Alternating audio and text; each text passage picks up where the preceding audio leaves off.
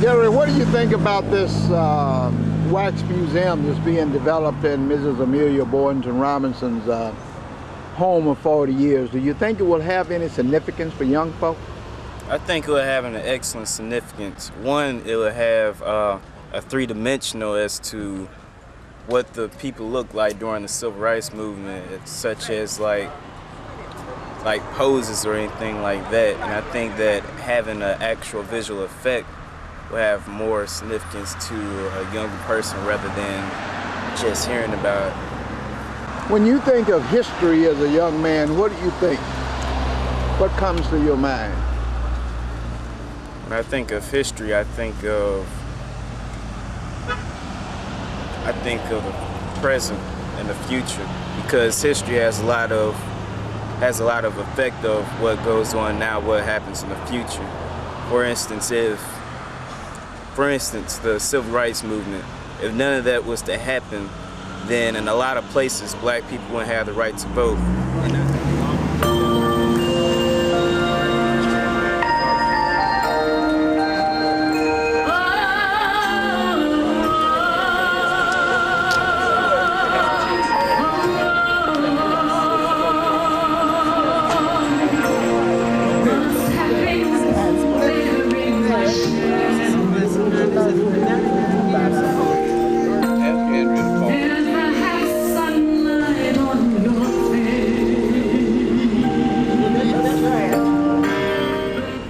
Good afternoon. My name is Janice Brown. I'm the CEO of Gateway Educational Foundation, and today is a day of great celebration. We brought all of you here today to first dispel some of the rumors that it was going to never happen. And as I spoke with my daughter this morning, she said, "Mom, let that go. There's going to be some naysayers and there's going to be Satan." But that's okay. She said, "Don't even acknowledge it." And as George Bush formerly said, when he was president, it's been hard work. And it's not over. This is the beginning of getting this home up and running as a wax museum in honor of Amelia and S.W. Boynton. I had a long speech, and I grappled and wrestled last night with some of the things that have been said to me in the past. And I'll just talk about one.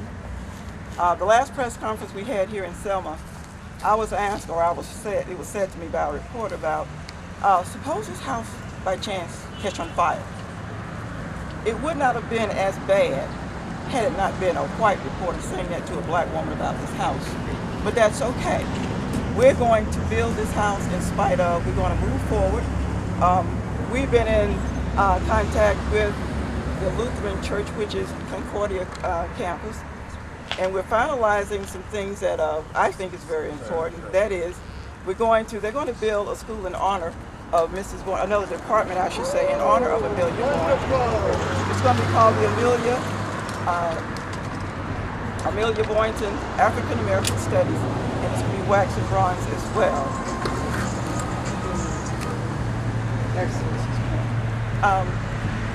And also, we've been back and forth with your council person, Ms. Crenshaw, on working on getting this street changed to Amelia and S.W. Boynton as well. All right. And like I said, it's already in the works. Get on Anderson, come straight. As well as, we've got Ambassador Andy or Andrew Young. My husband calls him Andy. That's a friend of his.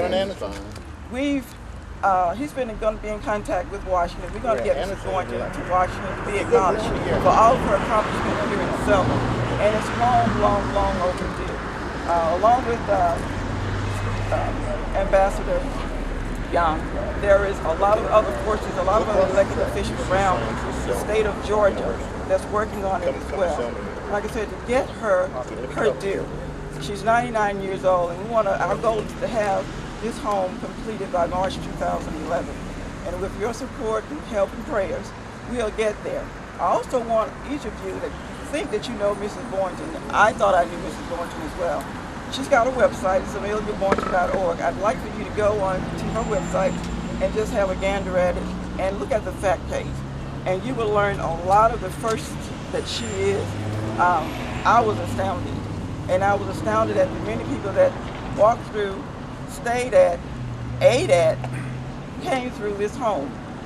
And I'll say this will be the only museum that is not being built. It's pre-existing. This is the actual bedrock for all the things that happened. It happened in this house. It didn't have to be built, such as other museums around the country. And I think that's important. Selma is so important in American history, not just in Alabama history, but in American history. And I'm very proud that Gateway took the home last year and saw the vision. And it's been very, very hard getting to this point. There's been a lot of phone calls, long-distance phone calls, and a lot of prayers. The Unitarian Church has been behind us as well, along with the AME Church. They've been behind us. Now we've got the Lutheran Church. We're real proud. We're going to go forward, and I don't want to hold you all because it's summertime in Selma. I thought it was fall, but I'm glad. But I'm glad, and I'm honored. I don't know if the mayor is here or not. Mayor Evans, I don't know if he's later or not. No, he had a prior commitment. Okay. I'm here just to represent. Okay, and thank you for coming. Like I said again, we've got Councilman Crenshaw in this district. This is a historical district, and we hope that this will be the springboard to many things to come with the homes that at once stood as a beacon for the state of Alabama and also America. Again, we've got Ambassador Young who's here. We got some of Mrs. Boynton's friends. Yeah, I'm sorry, some people that stay here. That stay here, Mr. Doyle? Part of the Courageous Eight. Okay. Also, is this Mr. Reese? Dr. Reese? Okay. And we've got some more people that are coming. Mr. Doyle? Okay. They know. They've been around. So I'm going to hand this mic off. I'm going to hand it off over to Ambassador Young. Well, I'd just like to say one thing, that Sure, go ahead. Come on. there is a couple of people that I want to recognize as really young. My senator behind me, Benny Crenshaw, and would have done an awful lot to get us to this point. And something I want to say now, I don't want to put nobody on the, one of the things I really want to do, I want to look up and see SW and Amelia Boynton Street. I want the street renamed. And I'm looking at some proud gentlemen there that, I don't know if you know the history of Brother Doyle, with the eight. Dr. Reese. Dr. Reese was one of those that put together the letter that brought Martin Luther King to Selma. And Martin Luther King, he came and a lot happened. The next person I want just briefly, because I call him my congressman, Andy Young. Andy Young had been around Andy for a long, long time. And Andy Young was very important, the first thing of bringing the congressman here for the voting rights bill to be passed. 15 congressmen was here at Ms. Boynton's house, this house. And the draft where the voting rights bill was drawn at this house. We have that draft. Next thing I like to say about my congressman, I'm a country boy from Los Angeles. Andy Young, Ms. Boynton went and found Andy Young, and Andy Young spoke to the Deltas who were having a convention. It was doing a riot. So you can see everywhere we go, it's been Andy Young has been putting things together. But one thing I just like to say, just briefly, a lot of you don't know, the food program that we have that's all over this country was started, school food lunch program was started right here in Selma. Ms. Boynton brought a couple of people here, a couple of Congress people, and that was passed. So you can see that's something that was passed. The thing I just want to say briefly, there's so much to Ms. Boynton. Ms. Boynton's uncle is Robert Small. I don't know if you know Robert Small. Robert Small was in Congress at the same time your congressman there, Turner, and they passed a unique bill. It started the education program. That was started by some black congressmen. So there's a lot of history here, right here in Selma. We're not dig up all the history. Something we're not surprised Selma with. We're going through the history, and it's a tremendous amount of history, from the Deacons to the Deacons, and the black bank that we had here in 1911 was a fantastic bank. And we loaned the city. We black folks loaned the city some money when they went broke. Most of you don't know that.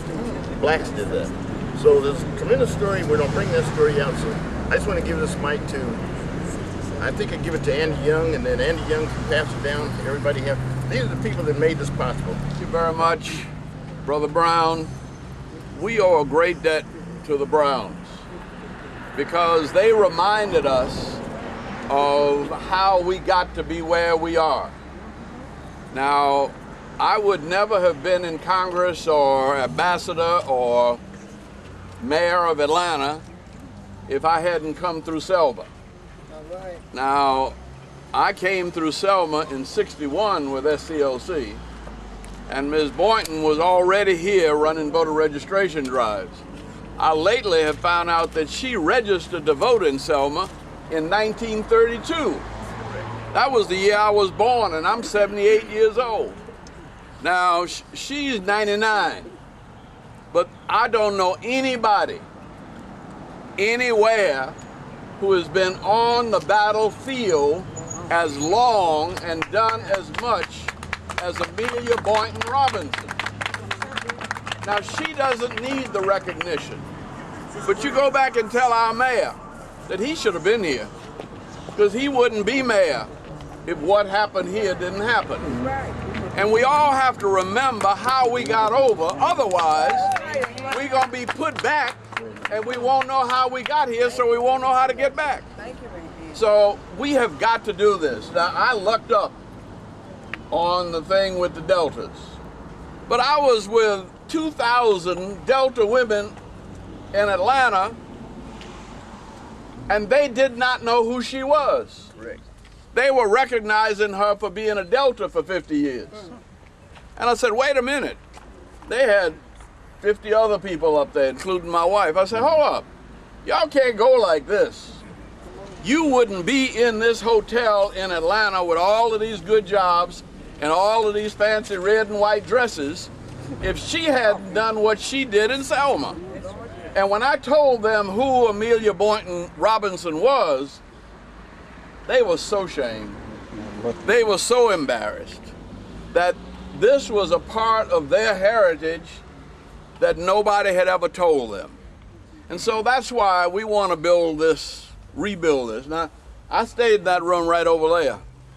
And if I had to give $100 a night for every night I spent there, that'd probably be enough to rebuild it by itself. But my wife has already brought the Deltas in.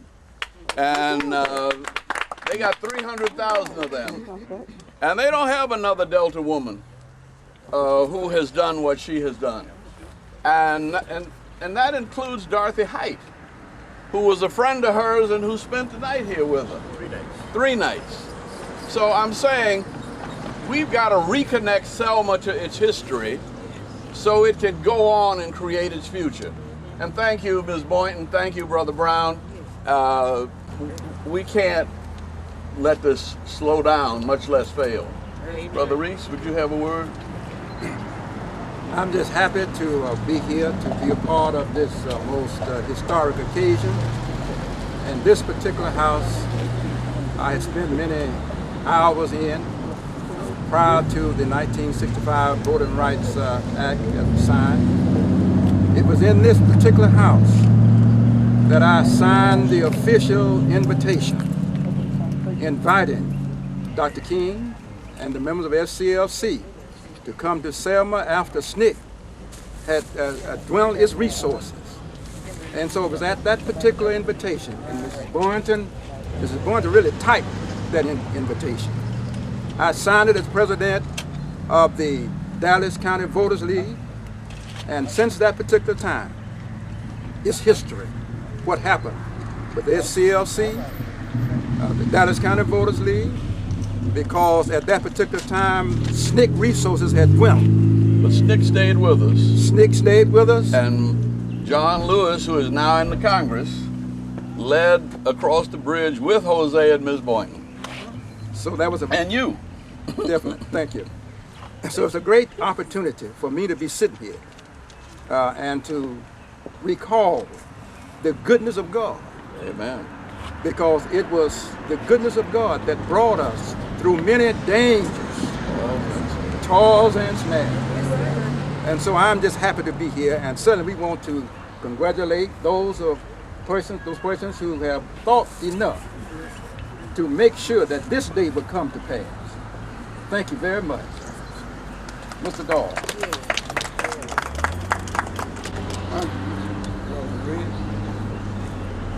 daughters in this house made the motion for Dr. King to come to Selma. And many other things I did along with Reverend Reese and that kind of work to do. I will not name everything, but this is a great lady, and I love her. Amen. I don't think I could have been more surprised when they said they were going by the house. Because this house will never be the memory of it, even when I leave. The memory of it will linger on. There is nowhere that we have established anything that has lasted for many years. And that's what this house is to be. I came here at age 19.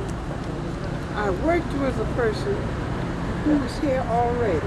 Instead of Boynton, who later on became my husband.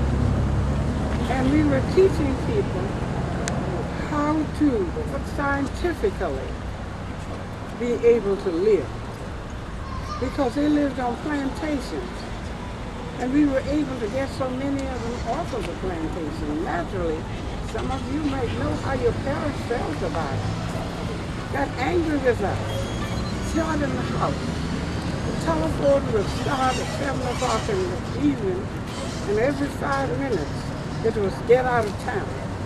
Your house is going to be bombed. You'd better not be seen. Now, those things, to tell a man that, you think he would stop working. And some of you might have remembered C.J. Adams. They ran him out of town. They tried to run us out of town. But I want to say we stopped. And my husband said, I'd rather die for something. By lamplight in the rural district, we were teaching them how to fill the applications out so they could be able to raise. And we were fighting alone because the white people were afraid. And we were also afraid. Not me. No, not me. I blame the devil in his ear. And it took that to continue to fight. But when Mrs. Rosa Parks sat on the bus and Dr. King became the president of SCLC, my husband said, let's go and talk with Dr. King. Maybe he would come. And in 1957, we went to Montgomery. Now, a lot of us talk about what happened in the 60s, but it was in 1957 when we approached Dr. King because he had an organization. And our people, our organizations did not get anywhere. They were all afraid. And Dr. King said, I don't know. We'll see about it. And we met his family at one time. And he came over to the house. And we had the opportunity to talk with him. Now that was in 1958. And he didn't come until January 2nd, 1965. We had already laid the foundation. And of course, because of the treatment we got, and women are much stronger than men. So women, for God's sake, use what you got. And that's our motto. Don't do anything that you can't have some results. However, going back to the subject, when a man came into our office to beat us up, I happened to be in there. And that sent him to the hospital for the last time. He didn't come out alive. And when I saw that he was sinking, I said, God, here's a man who has given everything he has had. And I went along with him. Why are you letting him suffer like this? And immediately, the passage came to me, as high as the heavens are above the earth, so are my ways above your ways, said he. I walked out of the hospital, and when I came back, he had passed. then Reverend Lafayette had the young people marching. They were going to jail. They were, and some of you know, and they were the ones that Jim Clark targeted them because the adults were afraid to even look out of the door. So when he passed, Reverend Lafayette asked Reverend Anderson to please let him have a memorial. And he said, yes. But when he took it to the deacons, they said, no, you don't. You don't have any memorial here for that man. You know white folk don't like him. And we don't like him either. They were afraid. And that's what they had. They had done so that they had tried to beat him down. But the sheriff, Jim Clark, called all full-blooded white men, come to my office and be sworn in. And they were given cloth. When Dr. Anderson asked, and the deacon said, no, you can't have that removed. Reverend Anderson said, okay, I'll have it in the street. If I can't have it in the church, I'll have it on the street. He had guts. They let him have it. And these deputized sheriffs, they lined the street, and he had to go right by, people had to go right by them. And that was on Friday. And on Monday morning, when these people went to their work, in the factories, in the lumber yards, in the homes, they were told, you go back home. You were fired because you attended that memorial for that S.W. Boynton. Now, what do you think? You are fired. So something clicked within those folks. And they said, I didn't know I was a slave. My children are out there marching and demonstrating and going to church, going to the outside of the city. They didn't have enough places to put them in penitentiaries and places outside of the city. And they said, I'm going to get in that line. I'm going to march and I'm going to demonstrate until I become registered voters. Now these were adults, and they got in the line, and they started marching and demonstrating. And I was going down the street, and Jim Clark said, get in this line I've got over here. I said, I'm going to my office. He said, get in this line. I said, I'm going to my office. He ran behind me, grabbed me in the back, propelled me around, threw me in the car, and carted me off the train. I went along where one of the groups were, and they said, don't go to, don't fight it, don't fight it. You go on to jail. I'll be there with you. And all of them decided that they were coming to jail, and they did. And this may be long, but I think you should know. When they got ready to go up into the jail, I heard the footsteps. These were many elderly people. I heard the footsteps. And I said to myself, they said they were coming out.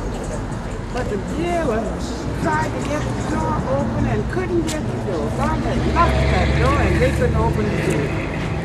And one person said, yes, when God closes the door, no man can open. Then they started singing, come by here, my Lord, come by here. Come by here, my Lord, come by here. Come by here, my Lord, come by here. Oh Lord, come by here. Your children need you, Lord, come by here. Your children need you, Lord, come by here. The children need you, Lord, come by here. Oh Lord, come by here. The locksmith had to go back and get acetylene torch and blow that lock off before I could go to church. And the people could come in. And when they came in, they said, we told you that you would not be alone. I I stayed there until around 1 o'clock. Now my office was right across from the city hall. I stayed there until 1 o'clock after midnight. And they let me out and charged me with criminal provocation. The others were let out on unlawful assembly. But God was with us. And that's the foundation that we made. But I would say, each and every person here, we made the foundation. What are you doing with it? Hey. What are you doing with it? Every person. Every day. All of those people who were there, they registered and they voted. And there's some now that said, I registered 40 years ago, I don't need to vote. Get off of our shoulders and get out there and build on the foundation that we gave. That's right. All right. All right. Briefly, I want to say something that Mother have quite a long story. You know, it's I was blessed. Years. I met her in 1963. I worked for Legal Defense Law. I worked for Thurgood Marshall. We bought the money in for Chestnut, Gray, for everybody for legal defense. And I met this young lady, and she was a dynamite young lady. So I went back to Los Angeles and I talked to, we had a young lady there named Geraldine Woods, who was the president of the Deltas. We talked to Geraldine, talked to her about Miss Boynton. So Miss Boynton went out there and we started the Head Start program in Los Angeles with Miss Boynton. Along with Miss Boynton, we brought another young lady in here, we brought Miss Nobles in. Miss Nobles met Miss Boynton, and, well, really it started with the Deltas. I mean, not with the Deltas, with the, started a Head Start program. It was a lift program. And so much it started with this young lady, and I was just fascinated by her. You know, my daughter's Jackie Brown. We did Ms. Evers Boys, we did Rosa Parks, we did everything, because she was here in 65. And the only thing I can remember about 65, that young man over there, Andy came up with a method that, so many people wanted to march, Andy came up with the method to divide, would be about 3 different groups that would walk across the bridge. And I think the first group was Jose Williams and Don Lewis, and Boynton, and Reverend Reese. Jose Williams. You know when you get 85, forget names. Who else was with Jose? John Lewis. John Lewis. And Reverend Reese and Miss Boynton. There was a lot of things that happened, you know, and there's so much history to this young lady. So we have decided we need your help. We're raising $1 million. Everything is going to be in wax.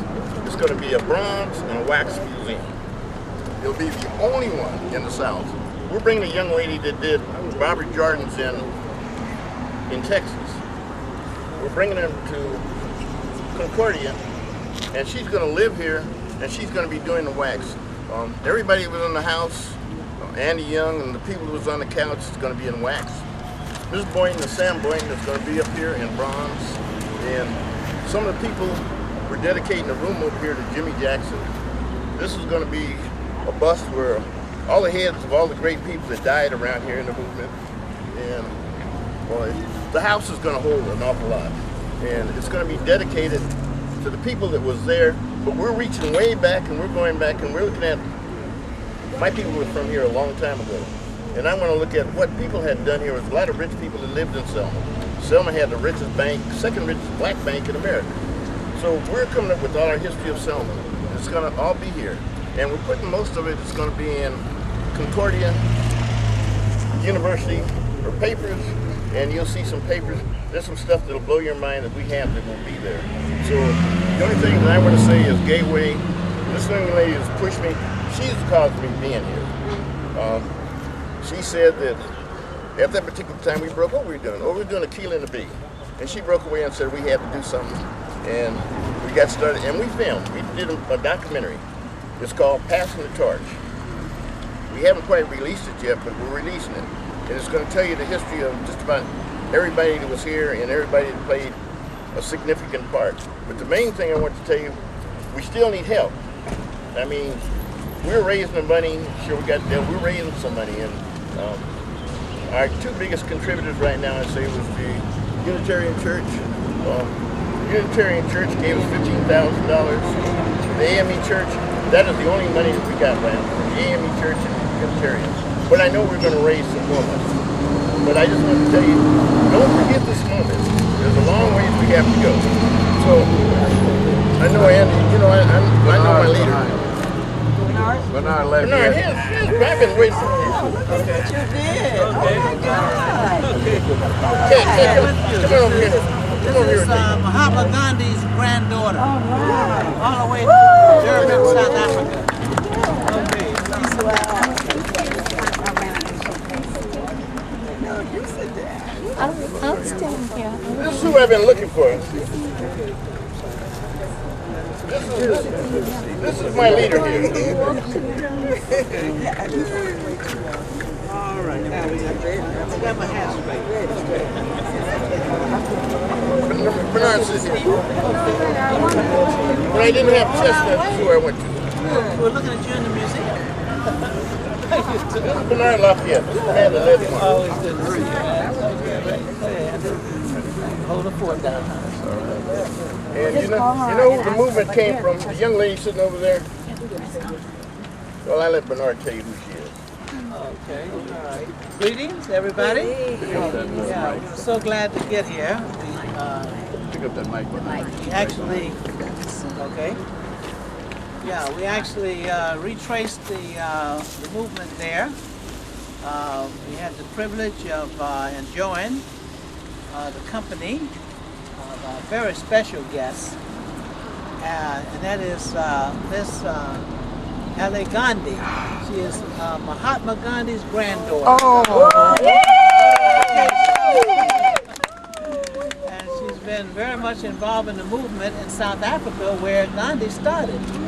That's where she was very active and involved there. And so she was visiting our country, and she wanted to visit some of the historic sites of the Civil Rights Movement as well. And we went to Tuskegee University, and then we went to Montgomery and saw the movement. But we were not scheduled to come to Selma. So I told them, I said, I have to go to Selma, so I will see you. They said, oh no, they're a group of 25 of us in 2 vans who came down. Okay, raise your hand, all of those who joined. Georgia State University. All right. Okay? And they say, well, we want to go to Selma. Okay, sound like our young people, you know, from Birmingham.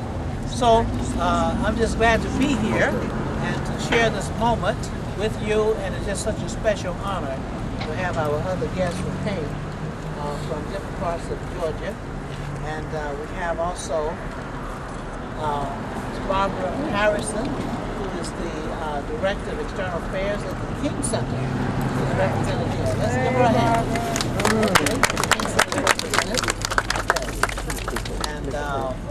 And this is something we look forward to for a long time. It's always good to be here with Rose. I called and they say she was flying back through this way, Montgomery, and I could tell because the police cars were looking for her. They look for me all the time. They couldn't find her because she was too fast. Okay, all right.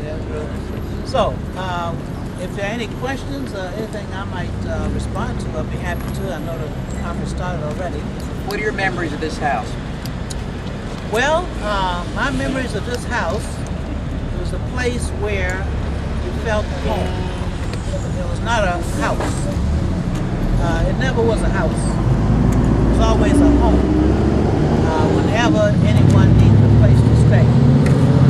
And it was the movement's home. And many of the people you've already heard about who came through here stayed here. But it was a home not because of its location or the texture or whatever. It was a home because Mrs. Amelia Boynton Robinson made it a home. And the home was not the house, it was for everyone It was a home. And I am so elated and I'm so excited about the fact that we now recognize the heartbeat of the movement, because this is where the actual heart was beating That's the thing that kept the movement alive. From Mr. Boynton, you've heard a lot about him, and I had the opportunity to be with him, not when he was in good health, but as he was in the nursing home. And Ms. Boynton may have told you this already, so I'll just tell you again that I had occasion to relieve her so she could come, because she was so faithful she would stay there at night with him. And so I was at home with her, so I was at home in the nursing home as well. And I tell you what, I actually felt the spirit of Mr. Boynton, even on his deathbed. I don't know if she told you this, but with his breath, his last breath, we should see people coming by his door, and he would yell at them, "Come." And they would stop, and he would ask them if they were registered to vote. So with his dying breath, he was working on voter registration. And that's when we knew that this man embodied not only his voice, but his soul in the voter registration. So when he passed away and left us, this was the birth of the voter registration drive, because we had the memorial service at Tabernacle, and it was a memorial service for Mr. Boynton. But how could you have a memorial service for Mr. Boynton without connecting it to voter registration? So the question is whether it was a voter registration rally or whether it was a memorial. And the answer to it, there was not a question at all. It was a statement of his life. And that's what he stood for, that's what he lived for, and that's what he died for. And for this home to be dedicated now as a museum in honor of his life and the life of the family and what that stood for is something that's long overdue. And I'm so glad to see you here and supporting this effort. And we made every effort to be here to join you. And I want to say that the reason why there was a voter registration campaign, there were always voter registration efforts, people getting registered to vote, but a campaign that not only focused on Dallas County, this was a campaign that became universal. The same cry we were making in Selma, Alabama, one man, one vote. That cry was felt in South Africa. And since we have the great honor of the presence of this Elegante, she represents all of that effort in South Africa as well as India. So she spans the globe in the sense of her reaches. And I would be just honored if she would just share a few words with us. But she's the one that says, I want to go. It was not on the schedule. Sometimes you have to do things that are not on the schedule. I have to tell you this, Selma was not on the schedule. When I went to Atlanta, Georgia, to get an assignment to be a director of a project, Bob Moses already had Mississippi. Charles Gerard, let's know by now, in Southwest Georgia. There was an exit in Selma. There was not supposed to be a campaign in Selma. But when two other groups of SNCC people came to Selma, they all turned around and came back. These were brave, courageous people. I'm not talking about folks who were timid. I could tell you their names, but it's not necessary. But you know them. And you know what their account was when they got back? Selma, nothing's going to happen there because black folks are too afraid and white folks are too mean. So nothing can happen. also, it was not supposed to happen. Okay? But when I came and I met Mrs. Boynton, I said, it can happen. Okay? See, one before, I'd like for Dr. Ramsey to say he has to go. Before, Dr. Ramsey, come around here. This is Concordia University. This is where the school will be set up. This is where you learn all about Ms. Boynton, about the civil rights movement, and her papers are going to be at Concordia University. This is Dr. Ramsey. Good. I wasn't intending to speak at all. I'm the quiet one. But the president has given me authorization to work with Mr. Brown and those who have represented Mrs. Boynton to house her papers and her works at Concordia College, Selma. In doing that, thank you. In doing that, I want you to know that you will be connected with 9 other Concordia College. They are scattered all over the United States.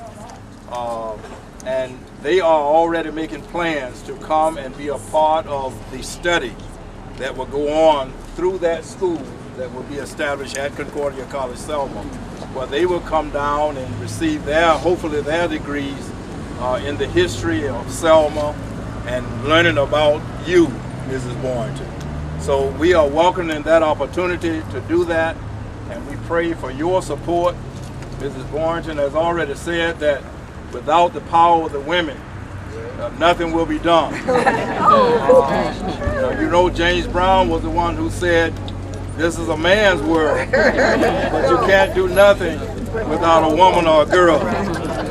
Those of us who are in theology will probably have some questions about that. But we are expecting that everybody will come together and make this a real, true historic event for the city of Selma and for all the residents of Selma and for the world, if you will. So we're looking forward to working to make this happen, and we think that the Lord is going to be on our side. We know that the Lord is going to be on our side and that this is going to happen. So thank you for being here. I made special arrangements to have my granddaughter picked up from school so that I can stay a little longer with you here this evening. So we are blessed to have all of you here, and we're looking for even greater things to happen here in Selma. Thank you. Here now from our international guest, and that is the granddaughter of Mahatma Gandhi, Ms. Ella Gandhi.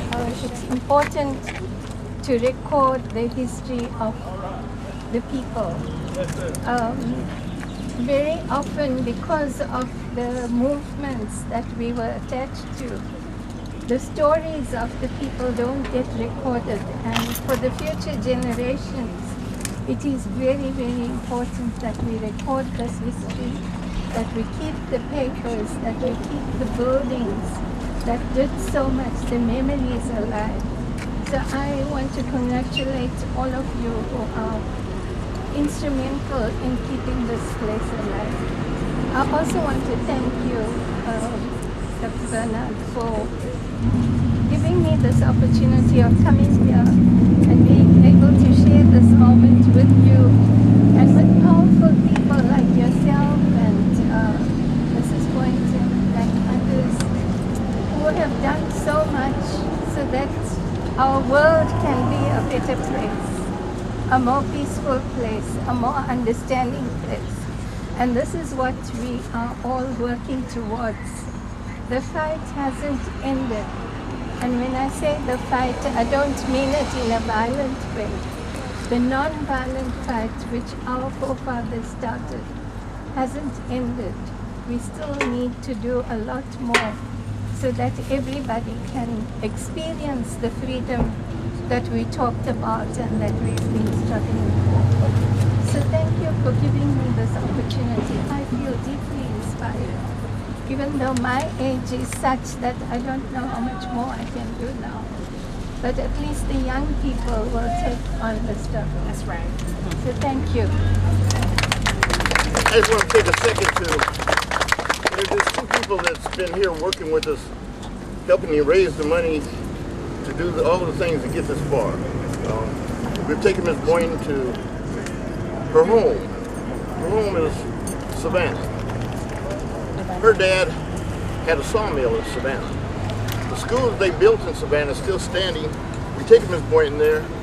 The AME church that her people donated the land to is still there, and we had quite a day. But the main thing I want to, two people have been very important to us in everything we're doing is two people, my mayor, Patsy Hilliard, and a young lady there, Ms. Wynn. You probably don't know Ms. Wynn.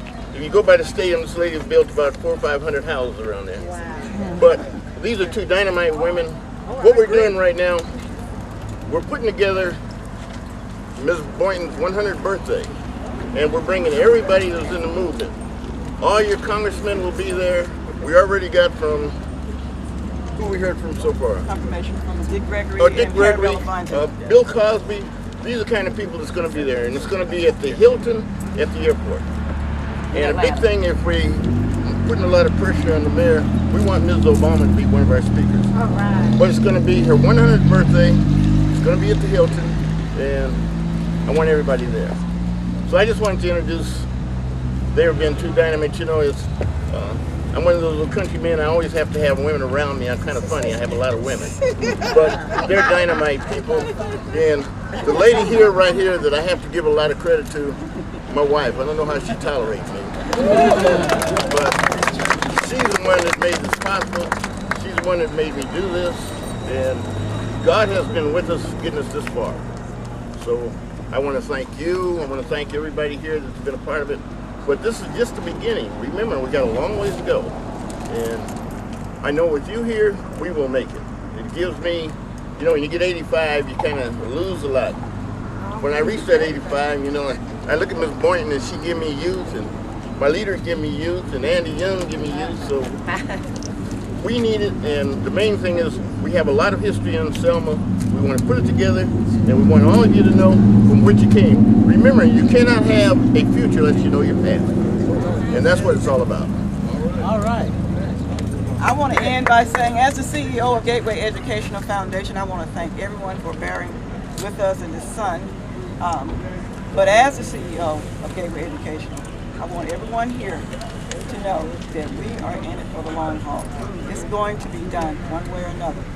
Like I said, our goal is 2011 March, but we're going to make it. Like I said, George Bush said it best. It's hard work, but that's okay.